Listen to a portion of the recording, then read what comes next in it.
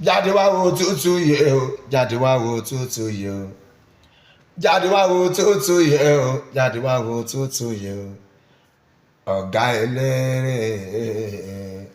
akọ́mọlédè ló ń kọrin from Mushin to the world Mushin ládùúgbò mi o ògo Mushin ògo àgbáyé àṣìṣe yọ̀ọ̀kan lọ́mọ determination ló ń pè mí o determination ló ń pè mí o ògo tuntun tó ń kọ fújì tó ń pariwo èmi dẹ̀ tó kọ́ ọlọ́run ni. Yá ọ̀rọ̀ yẹn ti gbọ́dọ̀ tẹnu ògo tuntun fújì tí wọ́n ń pariwo ansan tuntun yẹ Azeez àbá ẹ̀já mú báyìí àwọn ní nǹkan ìgbẹ́jọ́ mélòó kan sẹ́yìn ó ní Máyégún wà olórí wọn bá Kílẹ̀ Ìjẹ̀bú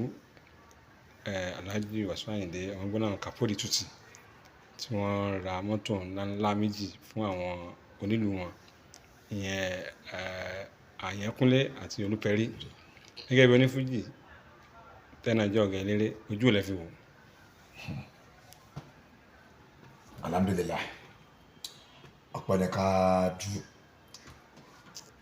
ìwúrí ńlá ni fún gbogbo onífújì ìwúrí ńlá wọn ni fún gbogbo onífújì pátápátá nǹkan t'Alhaji Wasiu Ayinde ṣe yẹn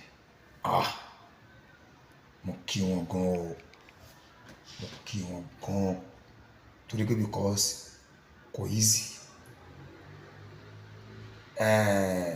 ó lójú olórí tó lè ṣerú ẹ̀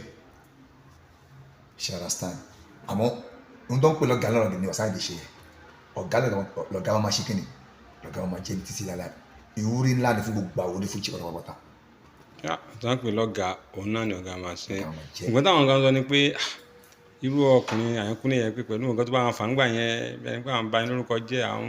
gbọ́ ìrọ social media pé kò yẹ kí Alhaji tún náwó irú àánú ẹ̀ sí. ìbàjẹ́ ènìyàn kò dáṣẹ́ Olúwa dúró èèyàn tó ṣe ẹ léni èèyàn tó jẹ́ ọ̀rẹ́ ẹ léni wàláhì ó lè jọ́ta ẹ lọ́la ẹni tó jọ́ta ẹ léni ó lè jọ́ ọ̀rẹ́ ẹ léni ayé ò pín síbi kankan ayé ò pín síbi kankan. so kò sí ẹni tẹ́ ẹ̀ ń sọ ni pé kí Alhaji wọn ti fi yẹn wọ́n ti fi ṣe oṣù wọn ti fi para pé ìyẹn ti lọ ọ̀rọ̀ ọjọ́ mi ni. normal nìyẹn wọn gbọ́dọ̀ Ayinde gbọ́dọ̀ rí wo Alhaji gbọ́dọ̀ rí wo wọn gbọ́dọ̀ rí wo ìdí tó fi lè rí o pọ̀ kí ló fẹ́ fi rí o fún kò dóore wọn lọ́wọ́ wọ́n ṣe o kò dóore wọn lọ́wọ́ wọ́n ṣe o kò dóore wọn lọ́wọ́ wọ́n wá kú ṣe lé kíni o bẹ́tà jù pọ́ ẹ̀ ṣe ló wá bẹ́tà jù kọ́ máa ṣe lọ. ẹ̀yẹ́ ká tún mú báyìí ká tún lọ sórí lọ́ọ̀nchì yín àti birthday ti July 30 ní àìpẹ́ kan náà ni ọ̀kan nínú àwọn àgbọ̀jẹ̀ olórin fújì Alhaji Sefiu Adékúnlé Alao Baba Oko agbára orin wọ́n ṣe ìfọ̀rọ̀wérọ̀ lórí tẹlifíṣàn orí ẹ̀rọ ayélujára kan yẹn Oyinmomo ìbẹ̀rẹ̀ sọ pé àwọn dá ẹgbẹ́ kan lẹ̀ táwọn olórin bíi Saheed Òṣùpá Àtàwẹ́wẹ́ Gbèsè rèé táwọn wà nú ẹ̀ báwọn sì dálẹ̀ láti ìṣọ̀kan àti àjọṣepọ̀ kó dẹ́mọ́rẹ́pọ̀ ara àwọn náà ni ṣùgbọ́n ní sáà kan pé Gbèsè rèé bá wọn dá sí gbogbo táwọn dá wọn bá wọn dá ọ̀rẹ́ wá fa gbẹ̀rún sọ̀rọ̀ tó ní àárín gbogbo lára àwọn tó jọ́ lóde fẹ́ àwọn olórin fújì pé kò yẹ kán sọ kò yẹ kán sọ ojú ò lẹ́ fi wòyà olókọ sẹ́yìn.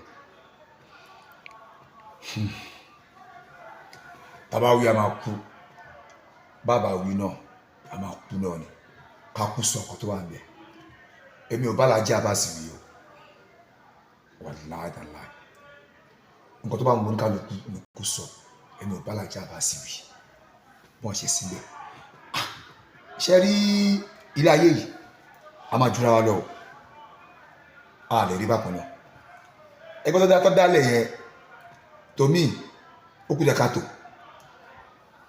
I'm sorry o ó kú jẹ́ ká tó. fún rẹ pọ̀ ni fún àjọṣe. ìrẹ́pọ̀ ní mélòó ṣé àwọn méje mẹ́jọ nìkan ló wà nínú rẹ̀. ẹ máa gbé táwọn bá bẹ̀rẹ̀ láti bẹ̀ yẹn. ṣáà ní fún ma ni a ní fún ma sa. fún ma náà wà tẹ́lẹ̀ tí gbogbo ẹ̀ fi ń ṣẹlẹ̀ tó gbogbo ẹ̀ fi ń ṣẹlẹ̀. àwọn tó ṣàjọ yẹn ẹ tó ní star mélòó wà mẹ́ I'm sorry o. ẹ bí a kọ́ fẹ́ bẹ̀rẹ̀ látòrí àwọn star.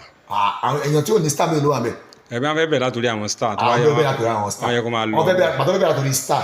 ṣókò kò yẹ kí ẹni tí ò ní star náà wà nù ẹ̀ ẹni pa fẹ́ kí new artist kó jáde ẹ̀yin star kóra ẹjọ́ ẹni ṣe meeting why not ẹ wá kóra ẹjọ́ ṣe star àwọn tó pè yàn ṣe star Ṣínà Àkànní like Adébọ́lá Yorùbá bí àwọn tọrọ wọn wọ nìyẹn ẹgbẹ́ kan ṣe gbìyànjú ló máa jọ nìyẹn òun náà ló ṣe mú Abbas náà wò pé majority tèmi àyàsí tó mí nǹkan tó mo rí bẹ́ẹ̀ ni pé majority ní Alhaji